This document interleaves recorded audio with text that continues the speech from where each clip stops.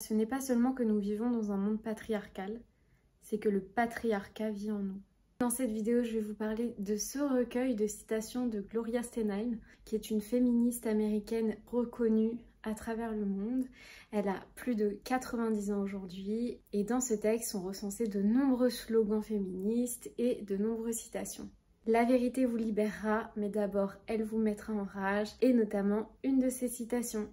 Je vais vous lire quelques exemples de la prose de l'autrice, à commencer par ce qu'elle pense des citations, qui est tout l'objet de cette chaîne. Pour voir plus de vidéos de littérature, n'oubliez pas de vous abonner à ma chaîne. Une citation, c'est l'essence d'une histoire. Nous avons besoin des histoires pour communiquer des idées, des connaissances, la justice, la colère, l'humanité, l'espoir, le rire. En bref, tout ce qui nous permet de comprendre et de nous sentir compris. Nous avons tous besoin de mots qui racontent notre histoire personnelle. J'espère que vous en trouverez quelques-uns ici. Il y a une citation qui m'a semblé intéressante à souligner sur les comportements qu'on peut mettre en place lorsqu'on est adulte et lorsqu'on n'a pas soigné les plaies de traumatisme de l'enfance. Tant qu'on n'a pas démagnétisé certains comportements hérités de l'enfance, on fait souvent des choix qui ne sont pas réellement les nôtres. Et ça, c'est assez intéressant parce qu'on minimise trop souvent l'impact que peut avoir l'enfance sur l'adulte que l'on devient. Et c'est assez déterministe peut-être, mais il faut s'interroger sur ces choses qu'on doit démagnétiser, auxquelles on doit retirer du pouvoir finalement, pour aller mieux, pour être bien dans notre vie, bien dans nos baskets. Alors dans ce texte, elle parle de famille, de révolution, d'amour, de politique.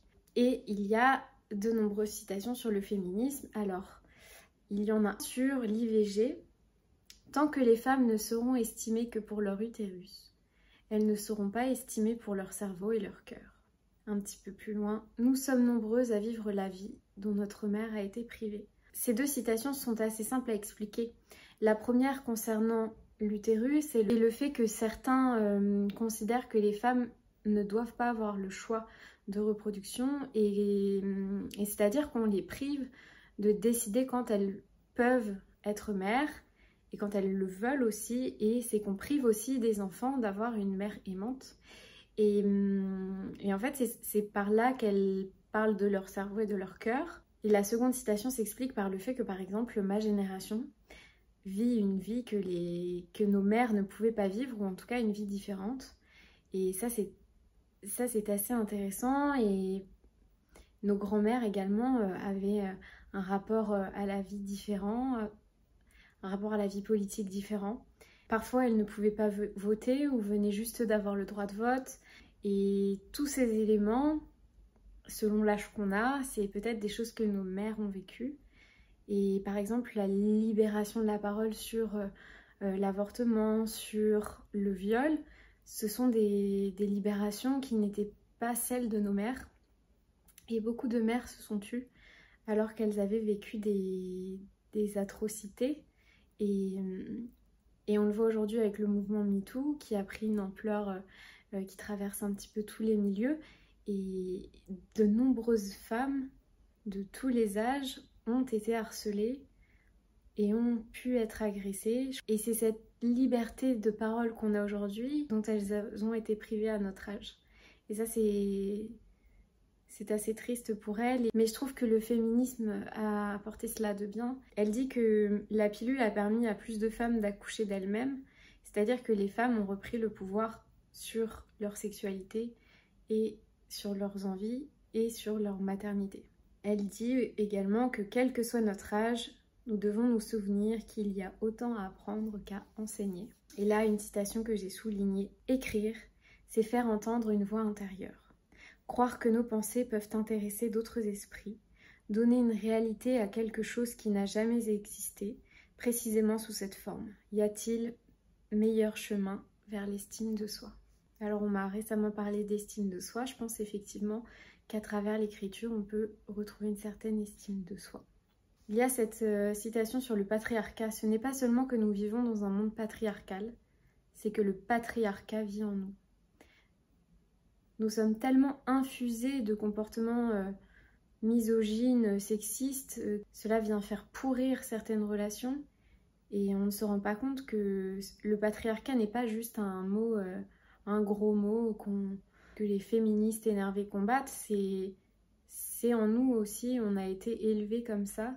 Il faut désapprendre des années de martelage presque digne d'une propagande finalement, à l'avantage d'un genre et d'un seul type de personne. Elle rappelle l'objectif du féminisme. Le féminisme n'a qu'un objectif, faire de nous des êtres humains à part entière, et ce, quel que soit le sexe, quelles que soient les origines, quelle que soit l'orientation sexuelle. Et ça, c'est essentiel. Le féminisme, ce n'est pas qu'une affaire de bonnes femmes, et c'est vraiment le fait de reconnaître l'humanité en chacun de nous. Elle propose cette citation pour l'amour. L'amour, c'est le contraire du pouvoir.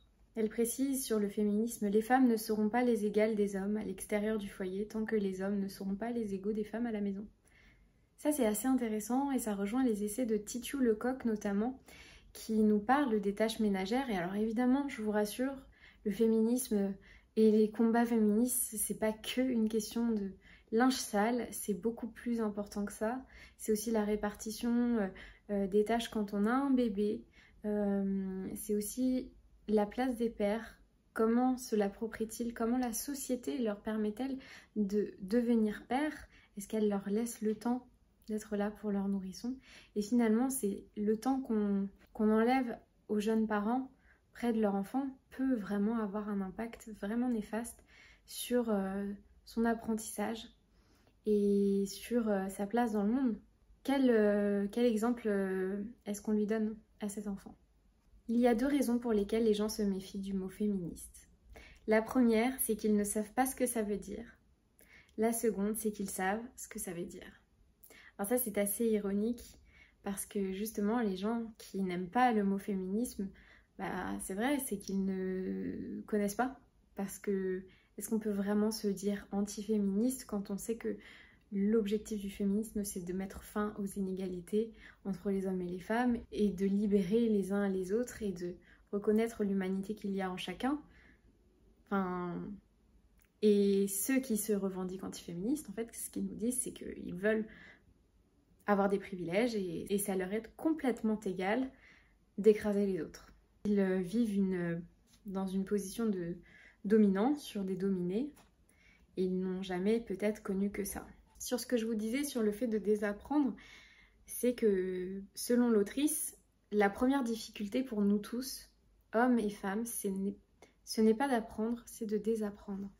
C'est de désapprendre tous ces usages qui nous ont été transmis, tout cet héritage sexiste parfois, misogyne aussi, qui nous empêche, qui nous enferme dans des rôles qu'on ne veut pas. Elle nous rappelle aussi avec ce slogan, avant, le harcèlement sexuel s'appelait juste la vie.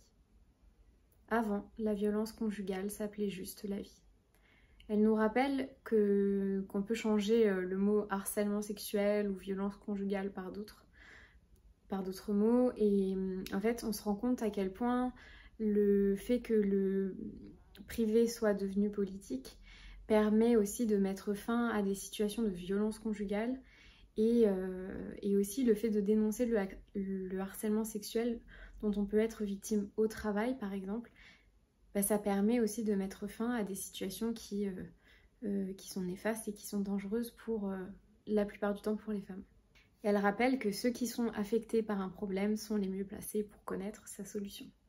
Donc il faudrait peut-être arrêter de dire à des femmes ce qui est bon pour elles, quand elles-mêmes peuvent très bien vous dire ce qui est bon pour elles. Elle rappelle l'importance de l'écoute et du dialogue. Si vous écoutez sincèrement un opposant, vous trouverez peut-être un but commun. Au pire, votre ouverture d'esprit et votre tolérance réduiront l'hostilité. Le racisme est le problème des Blancs, la violence contre les femmes est le problème des hommes. Évidemment, ce sont des textes punchline, ce sont des slogans, ce sont des citations qui doivent se transmettre facilement. Elles doivent dénoncer l'injustice et elles doivent forcément provoquer une réaction. Et si elles provoquent une réaction, qu'elle soit positives ou négatives, elles ont touché leur cible. Voilà pour ce livre, je vous souhaite à tous de belles découvertes. Prenez soin de vous et de vos proches, je vous dis à bientôt.